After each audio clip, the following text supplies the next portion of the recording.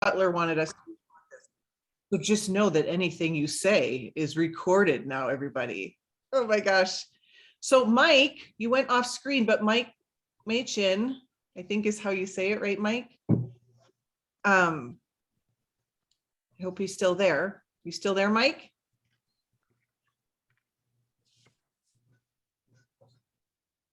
Mike, are you there? He just probably popped off. I wanted to thank Mike for his post in the group of like, oh, there he is. Look at Mike. Mike has the I'm best. Sorry about that. Everybody. I mean, look at. He's so pro looking. I know. He's had Yeah, that I'm beard for trying to- 13 years, he said. Cool beard. Amazing. I know. Um, Mike, I wanted to just say thank you for posting. It's always nice when someone posts that like, hey, I would like some help in this area, like so that we all know we're in this together, right? Yeah, thanks for all the responses. I don't know if anybody on here, I believe some people on here responded, but yeah, it was a good conversation. I appreciate you taking the time to do this, Dr. Erin. Well, you're so welcome. And it'll seem like I'm leading it because I just thought, why don't I lead it since we're here to be, to talk about it. But I definitely would love to learn from all of you. And I've got till the next hour blocked off to do this. So is that all right with everybody? Mhm. I thought maybe I would kind of give you some of my thoughts first, maybe 10, 15 minutes at the most. And then we could go through each of us and just chat about, where we could apply this or where we're really struggling. But how does that sound, you guys? Sounds good. Perfect. Yep, sounds good. Okay. Well, I was telling Mike, it's just a treat for me just to talk about anything related to high performance, and productivity is definitely a part of high performance. And so thank you for just giving me the opportunity. This is like my Disneyland, which is just bizarre to some people, but it's just fun for me and it's fun for all of us because we're in Arete. So I've been in Arete for not too long, just a couple months, I think it was when they opened it up last, but I am just a little bit about me. And then I want to hear about you guys when we open it up. If I think that would be amazing. But my name's Dr. Erin. The doctor's because I'm a psychologist. I had a private practice for many, many years. And then I decided I really wanted to work with people like us on this screen that really wanted to focus on like possibility instead of pathology. And so I wanted to use my psychology background to help people, specifically growing businesses and all the things. And I trained under Brendon Burchard, the world's kind of top high performance coach for many, many years. And so would love to share with you just kind of the aspects of productivity that science has really just told us that applies. And, your question, Mike, got a lot of like, well, I do this and I do this. And of course, there are many, many strategies to be more productive, but I thought it would be fun to just kind of get under the hood and kind of look at like how I see if we can solve the issue that comes before not doing the thing we know we should do, then we would be doing the thing we know we should do, right? So, okay, so I'm just going to dive in, you guys. So thank you for letting me. But if you look at high performance, I want to talk about kind of how productivity is in there, because it's all going to relate today with some of the concepts I have. And there's like 5 concepts I want to throw at you. I have really whittled down high performance into a system I call AMPed. Get amped. It's just a fun acronym because all coaches have fun acronyms, right? But AMPed is basically all the science of the last 30 years of how to be Arete, how to be excellent. And A is activated. And we're going to talk about what the heck are high performers activating, because they're actually activating their highest self. And that actually plays a really big part in productivity, because if you're not clear on your highest self, and that would involve your goal, but it's not just your goal, it's who do I need to be to actually accomplish the goal. Without the activating that, we're kind of flailing. So that's a big piece of it that we'll go back to, and I'll help you figure out the A. M is they're motivated. So motivation actually is, how well am I serving others? And so if you're wondering, like, I just don't feel motivated to be productive, that tells me you've simply forgotten your mission. So it's very interesting. So motivation is not this like external thing. It's this very internal. I'm inspired by how am I supposed to serve others and show up today. So productivity, I'm going to go with the definition of that I had never heard before. The E in amped is energy. We're going to actually talk about energy and how high performers actually generate their own energy, which was really good news to me because I didn't understand, like, how come some people seem to have more energy than others? And I used to be clinically depressed, and now I'm like the happiest person I know, which is kind of annoying because I have so much energy. But I've learned you can actually generate your own energy, which I think is like super great news. So we're going to talk about that and how it applies to productivity. And then the D is disciplined. So how do we do? We say what we know, right? The knowing doing gap. So I know what to do. Why don't I do what I know? Which is kind of like Mike's post was like, yeah. We know all the things that we've read because we all are in Arte. We read these things, but why am I not doing what I know? So we got to close that knowing doing gap. So how do we close the gap? So let's go back. I believe productivity is really a function of being clear on your identity. So if you look at high performers, a high performer is someone functioning at the top 1%. They stay there for decades, which is fascinating. So they don't crash and burn. They don't do the sprint puke method. Anybody done the sprint puke method, right? They don't like all of a sudden need to go to mental health rehab because they've been working so hard that they're burned out. Nothing against mental health rehab. I'm a psychologist, but you get what I'm saying, right? It's kind of the Oprah Winfrey model of how do they just keep chugging along? It's the Ed and Andy model of how do they not just all of a sudden go into the witness protection program, and where the heck did they go? Oh, because they were just burning the candle at both ends and now they're just totally burned out. No, they stay at the top for decades. It's kind of like some of you on this call might be there, right? Where, you know, you see those top realtors in your area and you're like, there they are again for another year, like 22 years in a row. That's what a high performer is. And that's what's fascinating to me is it's not a flash in the pan because anyone can kind of do that, like launch the rocket ship, but how do you stay up there for decades, which is what I know we're all interested in doing. But high performers also, so they're 1%, they stay there for decades, but they're the healthiest people on the planet. So they don't skimp on their sleep. So how are they so darn productive? They're the healthiest. They work out the most. So, you know, CEOs train like an NFL quarterback. Like we know this, we've seen this with Andy, right? So they don't skimp out on that. So how do they do that? And they have the best relationships. So they don't decimate their marriage in the process. They don't like all of a sudden, how did I gain 67 pounds building this company? Like that's truly what a high performer is and what I take a stand for, that you have this success, but not at the expense of the things that matter most, right? Because that's not really success, right? So, okay, so in the context of a high performer, here's what productivity is. Productivity is not how many hours you work or even necessarily like what you get done. Productivity is a function of how well you're leading your dream. Productivity, am I productive, is how well am I moving my mission forward? So if that is the definition that we have a benchmark for all of our decisions, that then helps us say yes or no to things that are correct to say yes or no to. So I have a saying, before you say yes or no to something, run it by your dream first.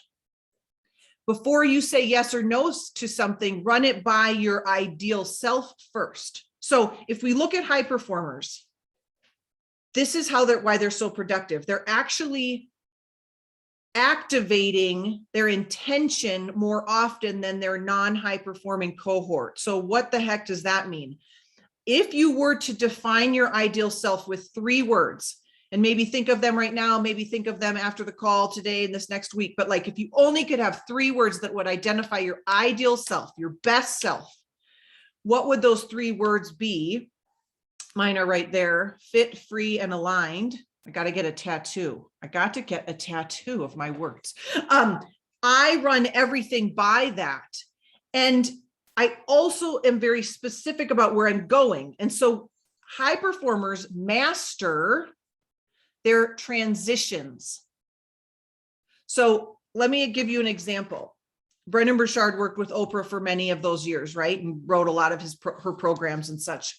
And she would start for 25 years at HARTEL. She would start every single meeting with her staff with the same question. She would sit down and in her Oprah voice, as I can imagine, she would say, "What is your intention for this meeting?" So when you look at high performers, they're actually mastering transitions between everything they do with intention. So we just got on this Zoom. Before I got on the Zoom, I have created a habit of what is my intention for this meeting. I'm going to serve Mike. I want to meet these awesome people. This is my intention. When I get off the phone, I might go hang out with my husband on the couch. What is my intention for that? When I come home from work, I'm walking into my house to be a mother and a wife. What is my intention for this time? And so they're having intention, but they're doing that about, we've all heard this probably, about every hour on the hour, they're taking a transitional break. Now, it's not this is not a break. This is work. You could put that in some place else in your day because that's probably where you need to be is sometimes, right? A break, mastering transition is where we generate the energy. And if we don't have energy, we don't stay productive. So what does that look like? It might be getting up and doing 10 squats. You know, there's something very addictive about squatting. It's because it's physiologically, it's why football players do it. They also skip. You could skip a lot. Tobias, you could go and skip around. Michael, you look like you skip a lot. Look at those muscles. He probably skips a lot like a football linebacker. So every hour on the hour, they go in with intention for the hour. So I want you to think about like SWAT teaming your hours. If you were to SWAT team your hours, what would that look like? It might look like, hey kids, do you need anything before I get on this Zoom? Hey, Erin, do you need anything before you get on? It's focused. And then we transition. In the transitions, couple minutes every hour, every transition, we probably have about 16 of them a day since we're awake 16 hours or so. There's 16 opportunities to re-energize ourselves. So if I'm super intentional about my higher self, okay, I'm fit, free, and aligned. What would you order off this menu, Erin, if you are fit? Okay. Would you go to the gym? Okay. If you're aligned with your goals, would you make your sales calls today? Yep, I would. So Mike, we all need to be super crystal clear, clarity of what we want and who we need to be. And that's the secret sauce. So probably the biggest question I always get asked is, how do you get so much done? And it's not that I have more hours in the day. And you all know this, right? It's clarity makes us super performers. It makes us appear super highly productive. But the clarity is what's allowing you to say no to all the other stuff. So for example, my New York Times bestselling book, I'm putting that in the universe. The next book, I know has to come 3 years from now because I have to do some other things right now. So I'm going to say no to writing the book so that I can grow the marketing to get the book to where it needs to be. So I don't feel bad that I'm not writing the book. I feel productive that I'm making a post that's growing my YouTube channel. So daily, when I do that mundane little thing of doing a YouTube post, I can say to my brain, look at me becoming a New York Times bestseller. Look at me being productive. Look at me doing, does that make sense?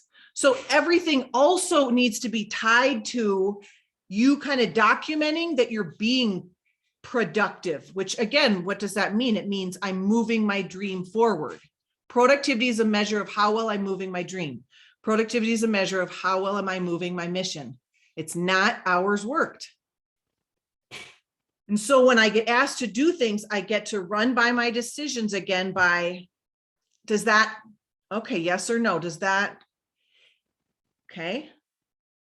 Okay, so if we've figured out our ideal self and we've activated with clarity and we're mastering the transitions, let's talk about mastering energy. So I want you to write this down. It's called the ladder of vibrancy. And there's a couple numbers and I'm going to tell you what belongs after them. So you're going to write down 1 to 2, write down 2 to 4, 4 to 5, 5 to 6, 6 to 7, and 7 to 9. You will see a lot of this is in 75 hard. Some of these things are in that program. But if you look at the elite Arete, excellent people of the world, they are taking 1 to 2 breaks every hour. So we talked about that, right? What is a break? It might be a drink of water. It might be connecting with your higher self. It might be going outside and just saying hello to the sun. I mean, okay, we have to take a break because it refuels our productivity and our creativity. So 1 to 2 breaks every hour. That's what the most elite people do. 2 to 4. 2 to 4 healthy, beautiful, nutritious, clean, healthy eating meals a day. Now, if you're an athlete, do your own thing. I'm a fitness competitor. I'm not going to eat 2 to 4 meals a day. I'm going to eat 6, and it's annoying, but we're going to do that, right? But most of us don't need opportunities to graze all day long. Can I get an amen, right? Like most of us, okay, so just 2 to 4 amazing, healthy meals for vibrancy. 4 to 5 liters of water. There comes in the gallon of water, 75 hard. We're going to talk about that for a second after this. 5 to 6 workouts a week. A workout is just 20 minutes of moving your body. We don't really care, but just move your body. 5 to 6 workouts a week. Again, the richest, healthiest, wealthiest people do not skimp on their workouts. They work out more than anyone else. 6 to 7 meditations a week. This is what I'm like, oh, hell no, but I'm going to get better at this. But a meditation can just be a couple minutes of just breathing. It really can. And sometimes I've learned that I meditate by moving, not by slowing down. So some of us are wired that way, where we move, when we move, we can meditate more. Okay. So you don't have to ohm it out for an hour if you don't want to.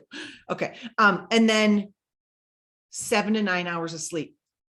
You can't fight me on this one because the research is there. You can't skimp. You can get by on 4 hours, but we're not here to get by because we're here to have 30 years of being at the top. Remember, we're not going to crash and burn. So there's no fighting on that one. So that is the ladder of vibrancy. That is how we restore our energy.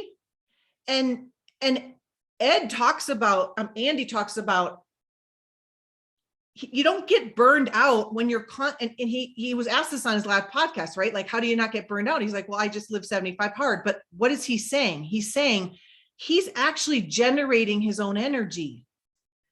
We're not going to burn out because we're actually like inputting energy by being our ideal selves, by living with freaking intention, by sleeping, eating. Look at all the things we're doing. Like, why would we burn out? We burn out when we're not moving our dream forward. We burn out when we're not being intentional. We burn out when we can't be confident in ourselves to do what we said we're going to do, right? Like, that's burnout. So see, it's not hours worked. It's like, he's going to burn out one of these days. He works so much. No. And he said he loves what he does. And we all love what we do, a lot of us. And so we don't have to wonder about burnout by hours worked. Okay. The last thing I want to say is productivity. If we reverse engineer, if you look at the greats and how they do it, they look at their year. Okay, I'm not writing a book this year. I'm doing that and that and that. Oh, okay. So I better put that. Okay, what are my monthly goals then based on the year? And then what are my weekly goals based on that month? And then what are my daily goals based on? And as unsexy as it may sound, if you program everything, there is something that I call, there is freedom in discipline. And has anyone experienced this? Actually, the more structured you get, the more free you are. It's fascinating. I was talking to my coach Friday and I go, and I read this book called The Fuck It Diet, which I just was reading because I thought it sounded funny, right? Because I'm so regimented.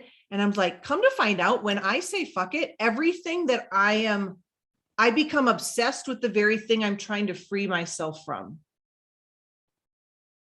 So when we are structured, there is freedom. There is freedom in mental space and emotional space. And there's freedom. There's freedom to not get to the place like Mike did, like we all get to, which is like, I literally feel like I'm working all day and I have no idea if I'm actually moving the needle. Like there, so the structure is going to give Mike that sense of complete freedom. fascinating.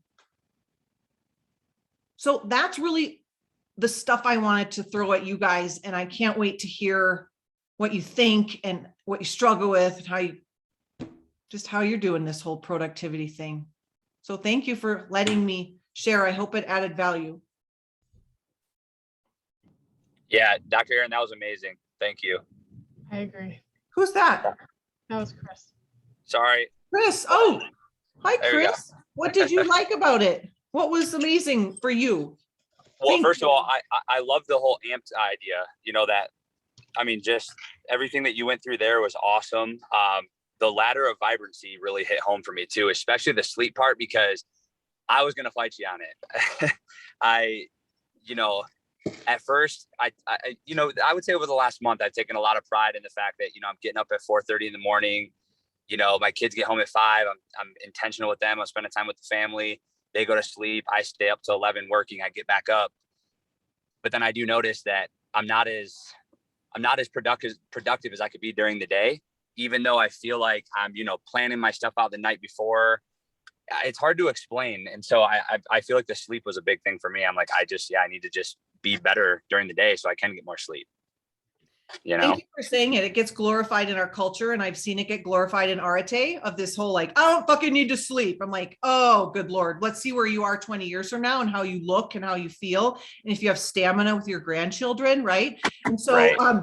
There's 50 years of research in Arianna Huffington's book, The Sleep Revolution, right? And what happens when we sleep is this thing that she calls the dishwasher effect. And it's almost like it's wringing out all the toxins of our day.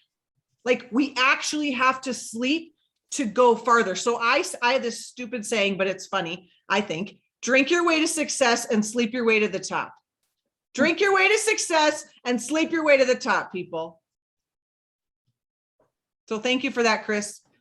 No one cares when you sleep. We just care that you sleep for a certain number of hours all at one time. So I've seen these discussions too, like, oh, I want to be a 4 a.m. club. Why? Like, if that makes you grumpy pants, why do you want to get up at 4 a.m.? Why? It doesn't matter when you're sleeping. It matters how long at one time. I don't care if you get up at 7. I care what works in your life for your children and your family. So just figure out where you're going to get your chunk, but you have to get the chunk. Does that make sense? Like, let's stop glorifying this whole 4:30 in the morning. Like, what? Maybe it works for some people, but it doesn't work for others. Like, who cares? It's how it functions. It's the psychologist in me. How's it working for you? Soapbox over. Let me ask you this then. So with, like I just started my business a year ago, and I feel like, when I'm not actually in the business, making the sales calls, doing stuff, I shouldn't spend any time doing anything, watching TV, Netflix. Like I should literally be doing research within the company, being obsessed with it. But what's your whole take on, and that obviously working kind of on the business has to come out of those work hours. So what are your thoughts there on not getting burnt out by just being so obsessed with the business? You know what I'm saying? But also knowing that, hey, if you want to be an expert in what you do, like you want to be the Bezos of your industry, these guys work around the clock. So I think this concept might help you. And I'm sure everyone else on the call has lots of ideas. I totally get this. But I want you to think it less in terms of time management, Chris, and more in terms of times of energy management. And what do I mean by that? Watching 4 hours of TV does not give me energy. Watching 30 minutes of Ted Lasso with full intention with like my husband completely gives me energy. So it's not all created equal. And so whatever it is, Chris, that fuels you, do that. Does that make sense? So again, Yes. Nothing's wrong and nothing's right. It's how's it working for me? When I walk away from that relaxation exercise, am I numbed out or am I energized? Absolutely. Yes. Thank you for that. You're welcome. It's like really interesting, all of these things. I feel like I've been just like right on the edge of all of this, like the ladder of vibrancy. I do all of these things, including the meditation, except for the 1 to 2 breaks per hour, which I know I need to do. But after I made that post, I was listening to everything and trying to figure out how to implement all of the advice that was given. And the day after, well, I guess it was Friday. I don't remember when the post was, Thursday maybe. So Friday or Thursday night, I was like, okay, I'm gonna detail out my whole day, like every single thing. Like I'm gonna drink a protein shake at this hour. Like it was ridiculous about it. And I've never done that before. And so I had a list of things that was like, I think it was like 18 things throughout the day of all this shit that I was gonna get done. And of course it got derailed first thing in the morning. Something was done, ready, and I had to go, and it was like an extra 45 minutes to kind of threw the schedule off. But I was like, I'm committed to getting all of these things done so I can try to make up some time here and there. But the point is, like, the thing that you said about discipline and structure is freedom. Is that what you said? Freedom Yeah. of discipline. Like Jocko says that discipline equals freedom. And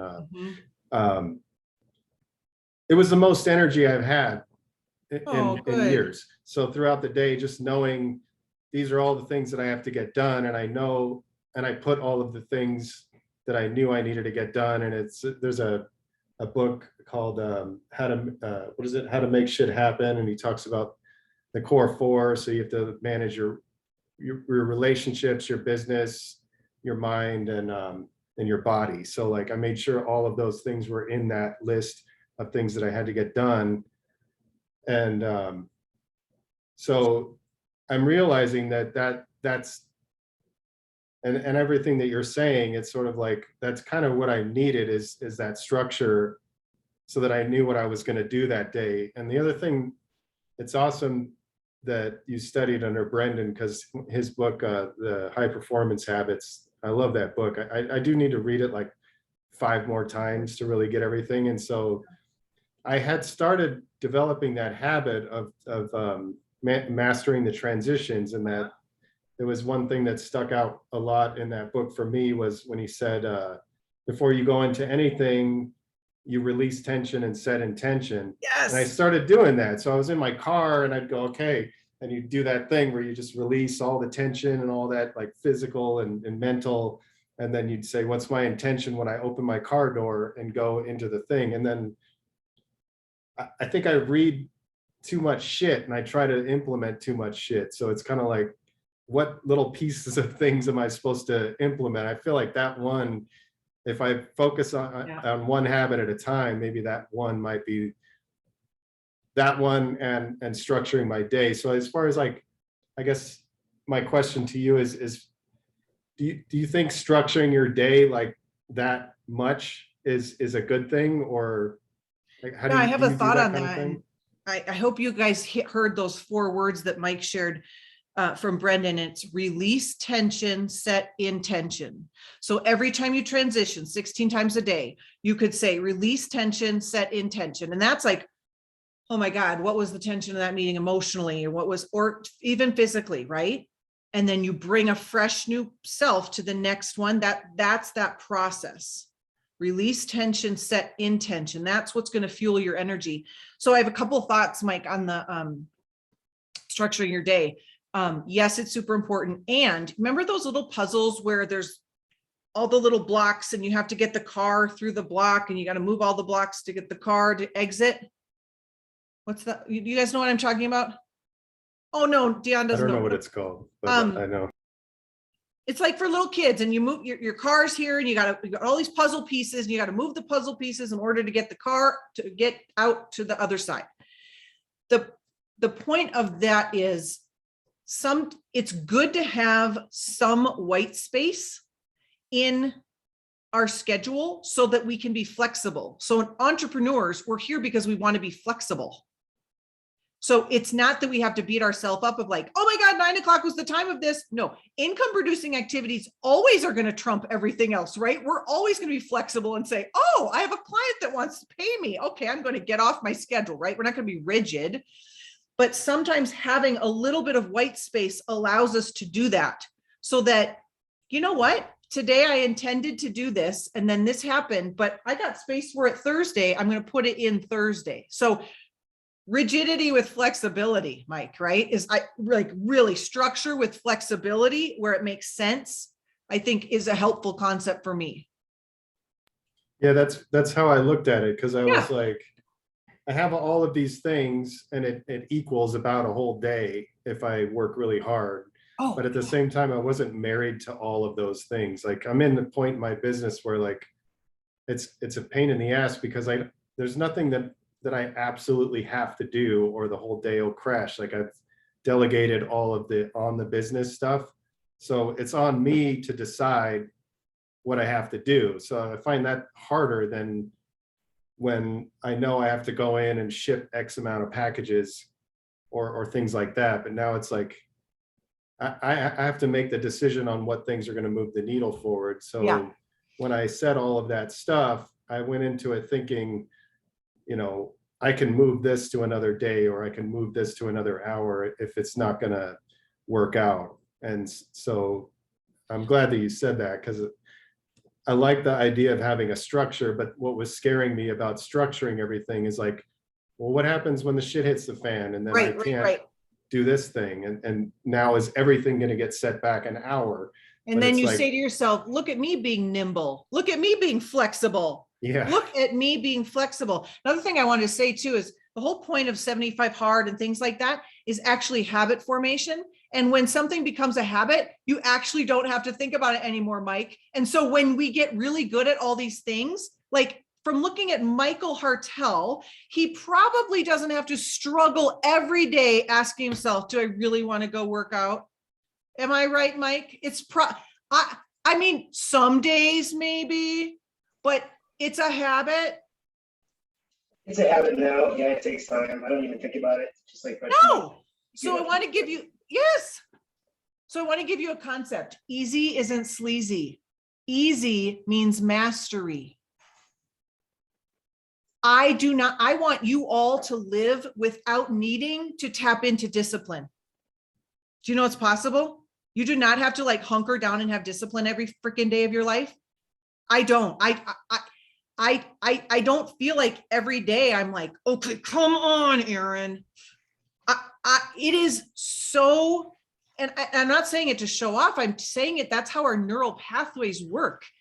It's not difficult to do the things you master. It's not difficult for a marathoner to go and run a couple miles. It's not difficult for Michael to go to the gym. Some days he might not want to, but he's not like, I don't know, do I really want to be fit person? He just goes, probably. That's what happened. So the goal, Mike, Machin, is that these things, these habits that are hard right now and are like, oh my God, if I have to create another habit, like what in the world? There's so many habits.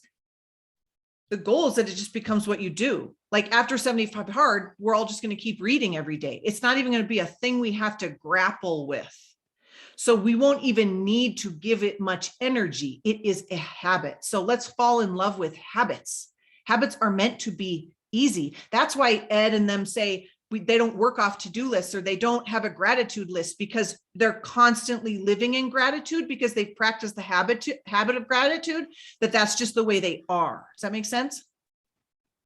So there's freedom in discipline that way, because you're not working at it. And so I don't have to think about my fitness, so I can spend that bandwidth thinking about my business. Because I'm so dialed in on my fitness, it doesn't even take my bandwidth. See how freeing that is?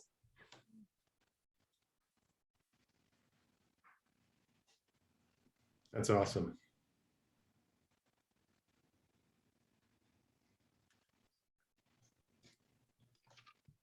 What? Go ahead, Michael Hartel. You go. What to say when you talk to yourself?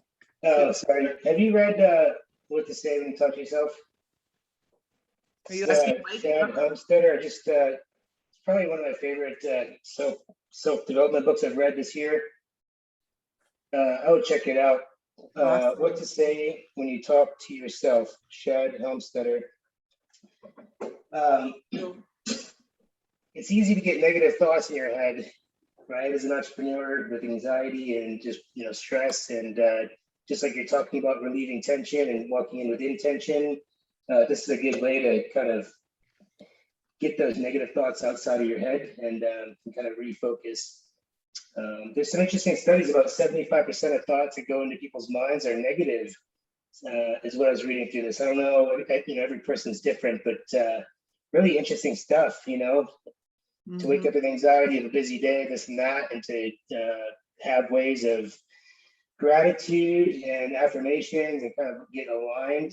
It's been a game changer for me, because it's easy to walk into your day not in the best mood, and that's how your day is going to be. So it's important to get aligned with the way you're supposed to be, during that time period. So I just want to recommend that book. It's not one that I've seen a lot of people recommend. I came across it in another book, and it's been really good for me. It's a really interesting read. Well, thanks, Mike. Yeah. Gratitude gives us little shots of dopamine. And also when we complete little tasks that are on our schedule, if we recognize, got it, did it, we get a little buzz of dopamine, and that changes our neural pathways over time as well. Mm-hmm. So gratitude. What chapters on neuroplasticity and just doing what you tell yourself, you become. It's really interesting. You just say it over and over and over, and then you end up. It is. You create who you are. It's really fascinating. That there's an interesting chapter on that, and it makes sense. As a kid, if someone tells you something, if you're fat or ugly, or you suck at music, you can't play an instrument, and that's just who you construct yourself to be. So it takes some time to rewire your brain to get out of that kind of stuff. So that's absolutely about as well, reconstructing who you know you are. Thank you for that. So, Dr. Erin, I have another question for you. Yeah. So during your day, when you find that you have some free time, maybe a task gets done early, a call gets moved, whatever, how do you typically fill that? Will you get a jump start on another task? Will you kind of look at your energy and see maybe if you need to take a break? Like, how do you fill space that becomes available? Oh my gosh, I wish I could say I was better at this than I am. I think I probably go to this too much, right? It's like it's an addiction. I mean, I know it's an addiction in our brains. And I find I would love to know what you all do, but I have no idea what I do. I don't know that I don't know if I experienced that much of like, what should I do now? Right. You know what I mean? Like, yeah.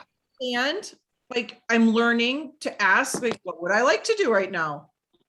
What do you guys do?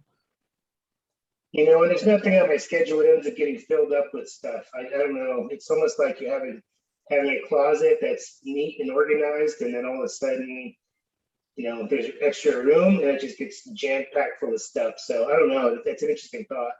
It is. There's days where I just, like Thursdays, typically for me, I don't book anything on Thursdays. My schedule is like mine. And it's my day that I just go to the office. I have 2 companies, 32 employees now.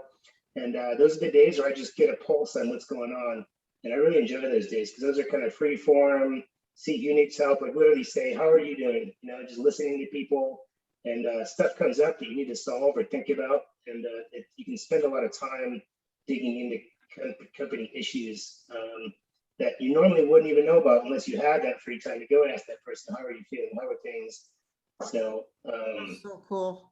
What happens when you have free time? It gets filled up with stuff that you're passionate about. You end up kind of migrating towards what you think you need to be working on. But I really love what you were saying about making decisions based on your ideal self, and yes or no, this way or that way. That's a really interesting thought, because sometimes people forget. I forget that you have a choice, and there's really one right answer in most decisions. Well, thank you, Mike. It's a concept that would definitely put me out of work and all coaches and mentors, but I do believe that you actually don't need a guru, that your guru is your ideal self. And if you imagined he or she sitting next to you at all times and consulting him or her and saying, what would you do? I actually believe she always knows the answer. Not necessarily the strategy. She might be like, I have no idea. Let's go ask someone who's done that before. That's not what I'm saying, but like, What should we do? She always knows the answer. And my theory is we just don't consult with her or him enough. That's an interesting thought. So you don't need a guru. You don't need a coach. You don't need any business person telling you what you should do. You need to start asking your ideal self, what the frick would you do? Because he always knows the answer. Yeah, I'm with you on that. It's an interesting thought. Chris, what do you do when you have free time? Do you twiddle gosh. your thumbs and eat bonbons? Yeah, I don't even know. That's why I had to ask the question. I know. I'm like, Goodness. You know, I will say I really like what Michael said. I like what you said, Bud, about digging deeper in the business, because what I'm doing now, I'll typically try to look at my power list, knock something out, maybe catch up on a couple calls, but it's just kind of like fly by the hat. And I know there's it's good. That's going to happen just naturally. But I really like that digging deeper in the business thing, because when I take a step back, you know, to your point, Dr. Erin, about getting on the phone, I need to get better about being on social media and just, you know, telling my story, maybe doing some posts, whatever, for the business. So that would be a good opportunity to say, hey, I'm going to dig a little bit deeper into like the marketing section of the business. And I just need to habitually get my mind to always think like, hey, where can I dig deeper when I have these gaps? Because that would fuel me. That would give me energy. Yeah. So I'm actually really glad that you guys share that. How much strategy and planning do you do for your business, Chris? I don't know anything about your line of work, but do you have like 90-day rocks where you got to get some stuff done? Do you have a plan, goals, or are you kind of just starting out where that's a new concept? No, I do, man. Admittedly, I could do a better job at following it, but I have a massive 10-year goal, and then I have a 1 year, and then I go down to the 90-day, the month, the week, the day. I need to get better about updating my goals, I would say, every month and every quarter. But my weekly planning, my daily planning it's pretty good. There's gaps, of course. I mean, I think we all can understand we're probably all tough on ourselves, you know. So I'm no expert, but I do follow something, you know. What made me think of something, Chris, that if we're looking at like our year goals, there's usually 3 buckets of income producing activities, or 3 buckets that we need to be spending our time in. It might be marketing, might be sales, actually closing sales, and it could be leading my team. Those could be my 3 buckets. And so if I know what's in my 3 buckets, when I had that free time, I could revert back and be like, okay, I could go reach out to a couple of people on social media, because that would be my, you know, prospecting, or, and so I could refer that. The 3 buckets help me not get off track to figure out what I could be doing. I like that. And you'll update that every 90 days? Do you like new buckets, or hone in on another bucket? Whatever works for you guys. Yeah. Okay. I like that. Yeah, that helps me a lot. Like, nope, we're not doing that. We're focusing on actual prospecting these 3 months, you know, and so I could prospect, you know. Yeah. Yep. No, that's helpful. Absolutely. I had a coach yesterday say, you know, your brain will be like, what should I do now? And actually the question that's helpful is, or like, what do I do? What do I do? And the question just needs to be simple. What could I do right now? Oh, I could call one person right now. Okay, Erin, go call one person, you know, and that can help. Simple, Yep. But effective. Brendan always says common sense is not always common practice. I like that. I had a thought when you asked that question about like, what do you do with free time? And I'm certainly no expert on productivity, but I have had this with some of my coaching clients before, because like, I'm a big believer that there is no such thing as a coincidence. They're just things that happen when they happen. And so one of the things, like when they have like unexpected free time, or when something comes up, when they had something else, like some kind of wrench gets thrown in the spokes, it's like, what am I supposed to take from this experience right now? Or what am I supposed to do with this free time because I have it? Because like I said, like for me, when I get free time like that, I'm like, this is not a coincidence that I got done early, or that this client had to reschedule, or whatever it is. Like there's something I'm supposed to see based on my vision right now. So trying to identify that. And I think that's helped me a lot. Wow. Yeah, that's good. I love that benchmarks the vision, Yeah, you gotta have that vision. It's like clarity is like the super power pack. Jet Yeah. fuel. It takes time. Yeah, visioning takes time and energy. That's something that needs to get time blocked almost. It's not something you just have 10 minutes and you're like, oh, I wonder what I should be doing or where this company's headed. That is super intentional for me to almost have a whole day to think about it, sit in the park and be like, okay, what's next?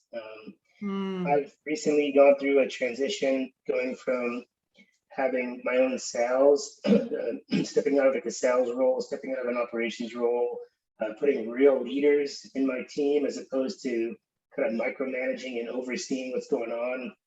So now with true leaders that are coming up with way better ideas than I ever could, like this whole organization is growing. It's really good to see. But the last 6 months for me has been new for me because now I have all this free time, right? Like we're talking to step back and say, what's my role? What should I be doing?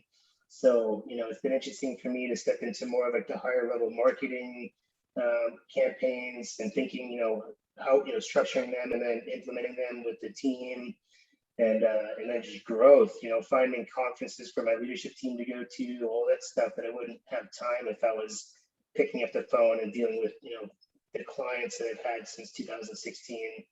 It was painful in a sense to separate myself from that and say, okay, sorry, Mitch, I can't take your account anymore. Here's your new sales rep. They're better than I am. They're going to handle it better than me. But that's been interesting for me to kind of step out of that role. So I kind of had an epiphany in the beginning of the year that this company's not going to move forward until that's something that's done. I got to let go of the vine, got to trust the team, hire true leaders, not just people that follow instructions, but people that can make the system better. And it's been an interesting ride for me going into Q4 here. Wow. That is a testament to your leadership. Brendan talks about like, sometimes we think the strategy is just run faster on the treadmill, just do more and run faster. And the strategy is actually not the treadmill strategy. It's the ladder strategy. It's actually, I need to hop off the treadmill and go on this other rung. And that sounds like what you did.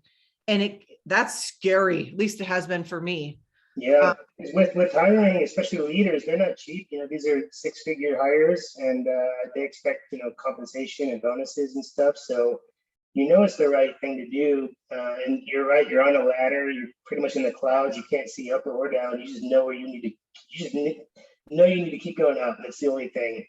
But that's so cool that you got off the treadmill and didn't just think that productivity meant you doing more. It meant a different strategy. So the strategy that gets you to one point needs to change when you get to the next level. So your productivity metrics are going to be totally different. Like right now, I'm doing more leading than the grind, but it's productivity. I still have, it doesn't mean I'm not doing the right work or enough work. It's just different work. Different, yeah. Wow. Mm-hmm. I don't know if any of you all have heard about the book Essentialism, but I feel like that's really relevant for this discussion. I love that book. Oh, cool. Mike, thank you for that, Brittany. There's a book, Mike, called The Slight Edge. Have you read that? Yeah. Super great. I'll give you the cliff notes here because maybe we'll wrap up with this thought. The whole concept of the slight edge is what separates the successful people from the unsuccessful is they understand that the things that are easy to do are also easy not to do. And that when you do enough things over enough period of time, if it's the right thing, it gets you to a really different result, right? Either failure or success. And you had said, Mike, there are times where like, it's just not that big of a deal whether I do this or not. But that concept of it's easy to do, easy not to do actually really matters. So one Oreo doesn't make me fat. One carrot doesn't make me healthy. One workout doesn't make me fit. Skipping a workout doesn't make me unfit. One sales call doesn't make me right. But over time, so telling your brain like it's actually important. What's easy to do is actually easy not to do, but I'm going to go and do these easy mundane things to have major success, so falling in love with that concept has been really helpful to me and training my brain look at me posting, like if I'm posting, look at me growing my empire. Well, why would I say that? Because I know that the strategy is working. I will even do that when I work out. Look at me making money. Now, why would I say that? Because I know when Erin is fit, Erin's much more successful. I look at me being a good mom when I go to the workout. I'm constantly telling my brain like, oh, look at me building my home in Cabo by making this one stupid sales call that's easy to do and easy not to do. So that rewires the brain too of like, oh, we're actually doing stuff that matters and we're productive. You guys, this was so fun. Thank you. Yeah, this was freaking awesome. Oh, Yeah. freaking awesome. Good to meet you all. Yeah, this is very helpful. so I many notes, appreciate so everybody's time. You gonna do it Yeah, next Mike, weekend, thanks Erin? Thanks for letting them come to the party, Mike. I invited them all. Hey, it's all good. More the merrier, right? Kind of bullied my way in, so I appreciate it, man. You gonna do this next weekend with a different topic, Erin? I would know, baby. Don't tempt me. You know I'd love to. I'll be there, set it up. Oh, you're sweet. Okay, well, we'll see each other in the group. Have a wonderful week, everybody. Thank you. Thank you so much, Thank you. everyone. Thank you Thanks, for the Erin. message. Thanks, everybody. Thank you. You guys. You're welcome. Bye. Bye-bye. Bye.